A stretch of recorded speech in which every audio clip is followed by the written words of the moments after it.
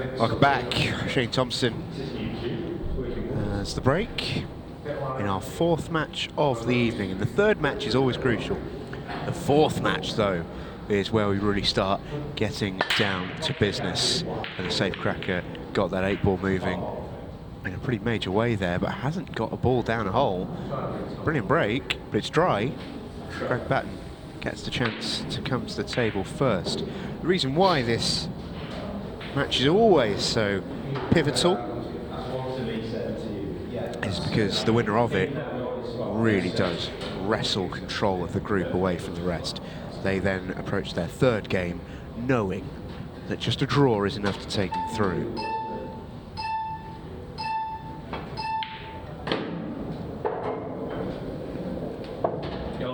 It's a pretty good shot from Greg Batten, I would suggest. Just got options here. Yeah, just a couple of rolls short, really. He'd love to be straight in on the one to the bottom right, wouldn't he? Yeah, or a couple of rolls off the cushion just so he can control it. Now he's just got to watch the cue ball. The natural line was okay, so that helped, and now he can find a route. The only other thing that would have been nice for him if he was straighter, then he could have dealt with the yellow by the 8-ball. I'm not sure it goes to the bottom right corner pocket, so that's the issue to solve. If that yellow by the 8-ball does go bottom right, though, it's the perfect last ball.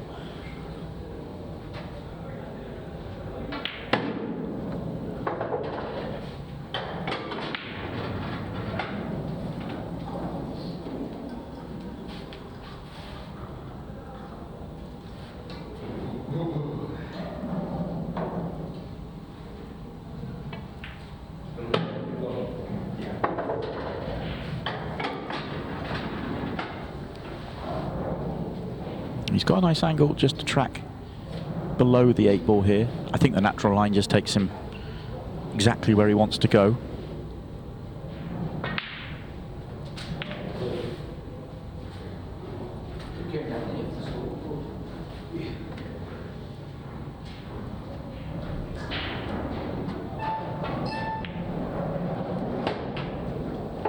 Yeah, just took his time just to make sure.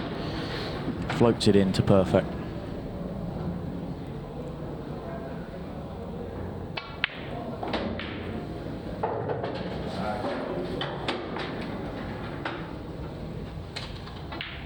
Greg's game really is rock solid. Yeah, I think just it's the added ingredient is in that confidence. If he can really find the confidence and belief and build up the wins, then the more wins will follow and the more the confidence will follow. It's the only thing really missing from the game. And he has had that at times. It's what's produced runs for him. He's been to Pro Series semi-finals, he's been to Pro Series quarter-finals, and on each of the times that he's had a run, he's looked at business, and you start thinking, okay, well, now here we go. And once you get super deep into those tournaments, then it's, you know, it's anybody's game. And there's no shame losing late on in a tournament, which getting there is showing where your game is. You've got the consistency. You can win those tournaments if you can get to the semi-final of them. That's always what I've believed. Yeah, no, if you can make a semi-final in the Ultimate Four Fields, you can win them. It's just making that breakthrough, isn't it? 2 reds at the top of the table. Obvious problems here. He's got potentially red to right centre. Can't quite see it from here. To maybe play up and have the break-up shot. So it's the next shot coming up now. I think in an ideal world, you almost want to get the gap so that the reds will pop into play, but he might have to hit this with some pace. Yeah, there was a lot of yellows up there, and you had to get a lot moving. That wasn't guaranteed to come out well, and it obviously hasn't.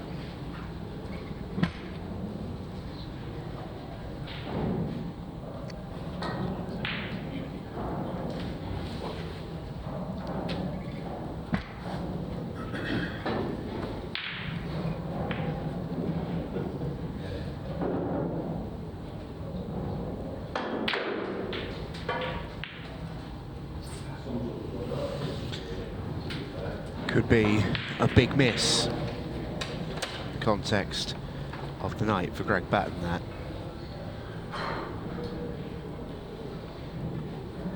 Yeah, yellow at the top of the table, still a problem though. So there's certainly not an easy counter here for Shane.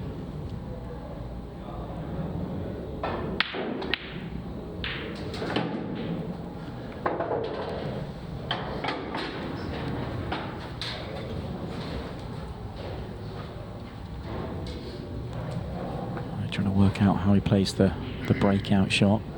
Don't think he'll do it off this one. He probably just about has the angle, but I think if he played it with the pace he wanted, it would throw wide, but also it's hampered queuing, so it's more about trying to get the one at the top of the table to play it. Oh, he's playing it off the reds. I didn't see that shot. Those reds look so far away. He's actually been a little He's very unlucky. That's come out. That's such a brilliant shot. That's great vision. The reds just looked a little bit too far away for that shot. Brilliant execution, and he's been very unfortunate. The reason why I was saying he's been unfortunate is look at the bottom of the table, both of the reds cutting off the bottom corner pockets. This is a fantastic bit of vision. Yeah, had to hit that first red quite thick to make sure that it went wide enough to go in. Excellent shot. And his last shot that he just played was clever as well. He's left himself a lovely angle. This is all about pace control now. To land on the yellow, up to the top of the table. And he's to have an angle to play on the 8 ball in the same sort of direction. Might have to either play for the combination or take the yellow top left. If he goes left centre, it would be the combination. Bottom left corner. If he goes to the top of the table, he can get underneath the 8 ball. But it's not great getting underneath it. Top left's blocked, top right's tight. Combination might be the best bet if he gets right behind it. Combination to the bottom right is hard because the red isn't exactly in the pocket. It's hard at the bottom left because the red's to the side of the pocket. Choices, choices, choices. So it is just... Is the red far enough away from the bottom right, bottom left as we look from the overhead to slide it in as a double? No, he's just full out going for the combination. But as you see, the red is right in the side of the pocket. Makes these tough. Needs to follow the red in. And it doesn't. It's not a foul. It's just loss of turn. But loss of turn in that scenario will also equal loss of frame because Greg Batten has a simple task in front of him. The way to make those shots, and the reason why they're so difficult, particularly when the red's in the side of the pocket, is you have to pretty much hit the red with the 8 ball there directly is in a dead straight line. So if you lined up behind them, there'd be no first ball showing. It's the only way to get it to follow in anything either side, and it will, well, what you just saw will happen. That's why it makes that shot particularly difficult. Yeah, there's just no margin of error on the shot whatsoever. And when the ball's in the side of the pocket like that, it makes it just that little bit trickier as well. What margin of error you do have is kind of gone. Greg's not got on this final red nicely. Yeah, he's made a bit of a meal of this finish on the last 3 reds here, Greg. Yeah, first shot didn't go to plan and struggled thereafter.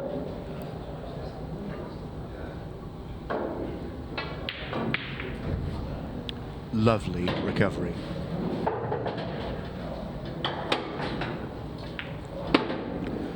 Greg Batten looks sharp.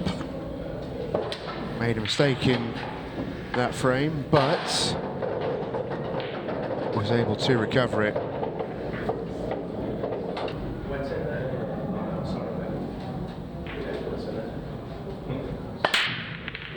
Deserves a ball. Yeah, doesn't he just? Not going to get one. Wasn't his absolute best break. It was not far away though. I think he just comes across it a touch. Yeah, just the tiniest amount. You know, he's absolutely flushed the front ball though, and you expect to make a ball in those situations. And look at these yellows. They're just there. Okay, one on the left-hand side, but he's got the perfect connection off it. 3 in a line on the right-hand side are absolutely fine as well, and he's perfect on the first one. This is, well, as good as it gets, really.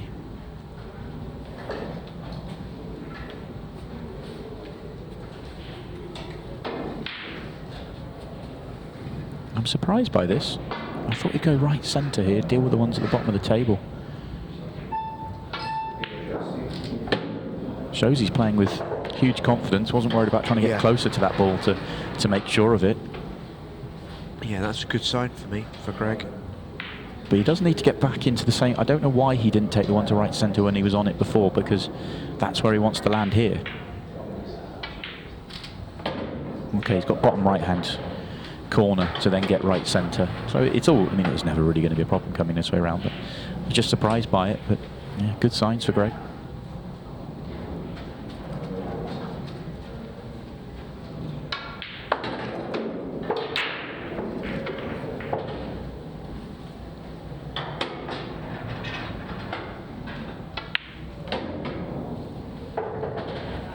Yeah, it's all looking rather good for the Pac-Man.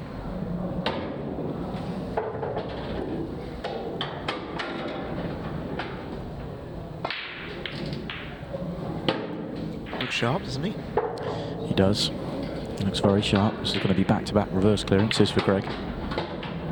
And you know, he's taking on the group favourite here in Shane, and it's the big match of the night, as it always is, match 4. And he's taken out 2 off the break, and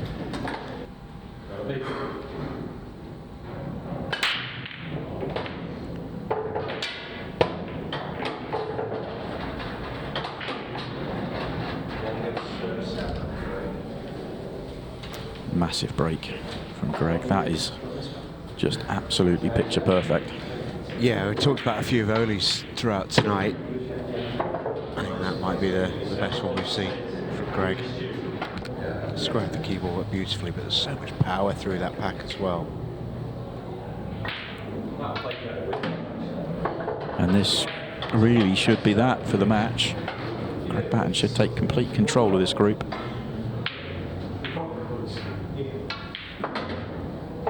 Yeah, Shane mentioned it earlier in his interview. These two do know each other very, very well. Good friends, practice partners. I'm sure they've roomed on occasions as well. But it's been an emotionless performance from Greg Batten. It's been ruthless, hasn't it? He has not really given Shane much of a sniff here. Shane had one chance, it was tough, didn't take it. Greg has been relentless otherwise.